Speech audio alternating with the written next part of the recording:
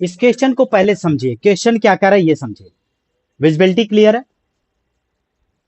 A constant force of a magnitude 50 Newton, 50 Newton का एक force है, applied on a body 10 KG, एक 10 KG मास का कोई बॉडी है, उस पर अप्लाई कर रहा है, which is moving initially with high speed, जिसकी इनिशियल स्पीड जो है 10 मीटर पर सेकेंड है।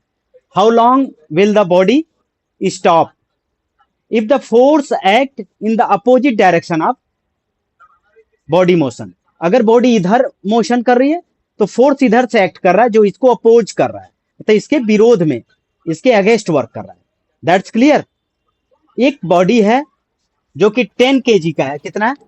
10 केजी का है, इसका मास 10 दिया है। हाँ, मास m इक्वल टू 10 केजी है। चलो, उसके गिवन दैट क्या क्या दिया है ये हम लिख रहे हैं, गिवन दैट। क्वेश्चन अब समझ में आ गया ना? 10 केजी और फोर्स जो अप्लाई हो रहा है कितना? 50 न्यूटन का अप्लाई हो रहा है। u की वैल्यू क्या दिया? Initial velocity 10 metre per second. Okay, अच्छा, फोर्स क्या एक्ट कर रहा है? Opposite in direction of motion. Since, यहां लिख दो, फोर्स एक्ट इन अपोजिट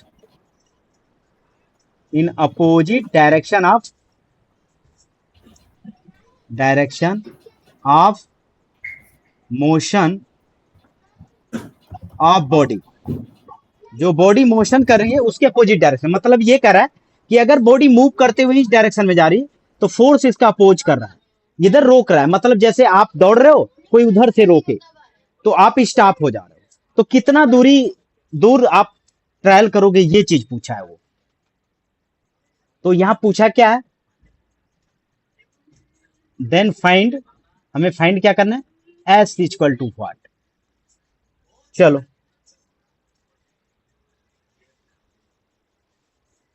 अच्छा, हमारे पास मास है और एफ है, तो एफ और एम के बीच में कोई रिलेशन है?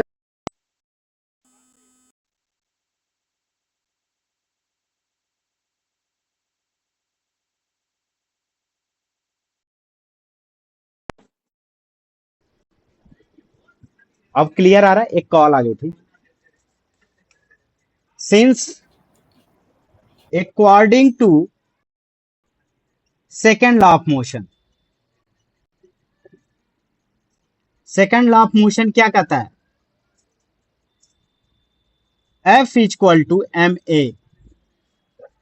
एम की वैल्यू रख दो, ए की वैल्यू यहां से आ जाएगी। एफ की वैल्यू हमारी 50 न्यूटन है, एम की वैल्यू कितनी है? 10 KG equal to A.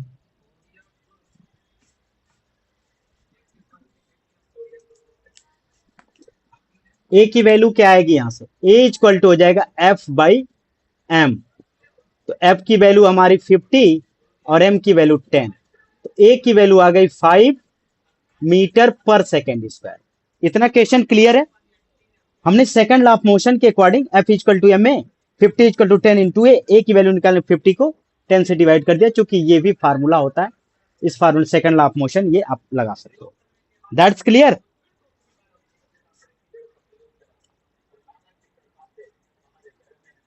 Sound जा रही मेरी?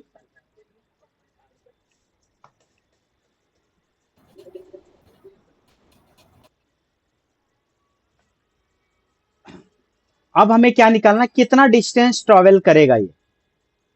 तो हमारे पास क्या है? u है और क्या है? v है और क्या है? t नहीं है, t नहीं दिया है।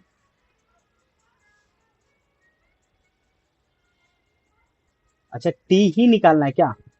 कितना टाइम, हाउ लॉन्ग विल, हाँ अच्छा, टी ही तो निकालना, टी निकालना, सॉरी, डिस्टेंस, ये टी निकालना है। अब हमारे पास v है, स्टॉप और u दिया है, a आ गया, t निकाल लेंगे from first equation of motion, first equation of motion में डाल दें हम। मोशन। हाँ, क्या होता है? v equal to u। अच्छा, a यहां कैसा एक्ट कर रहा है? क्योंकि वो स्टॉप हो रहा है तो निगेटिव वर्क करेगा, माइनस ए इंटू टी। v की वैल्यू 0 है, u की वैल्यू हमारी 10 है, माइनस a की वैल्यू कितनी है 5 है, और t की वैल्यू निकालनी है। 5t को इधर लेते आओ, 5 इंटू टी इक्वल टू 10, या t इक्वल टू 10/5। तो t की वैल्यू आ गई हमारी 2 सेकेंड।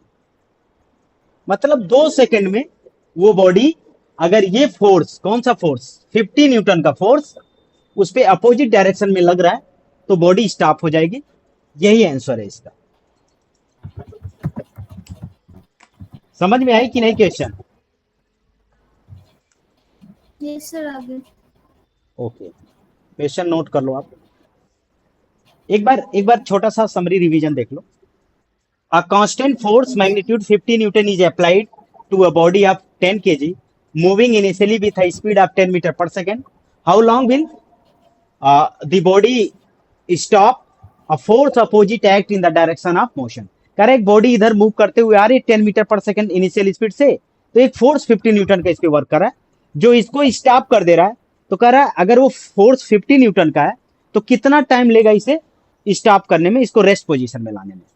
तो हमने देखा m की वैल्यू 10 kg है, f की वैल्यू 50 न्यूटन, और u speed initial velocity 10 metre per second है। Then find t equal to what, how long, मतलब कितना समय वो, हाउ लॉन्ग विल, कितना टाइम में वो कर देगा।